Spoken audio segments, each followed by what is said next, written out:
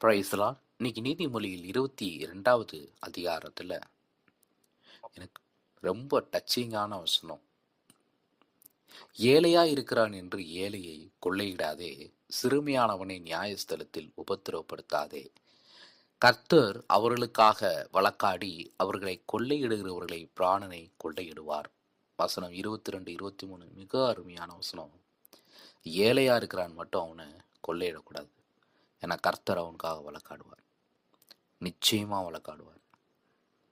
அதனால் எவ்வளோ பெரிய பணக்காரன் இருந்தால் பரவாயில்ல, ஆனால் ஏழையை மட்டும் கொள்ளையிடக்கூடாது.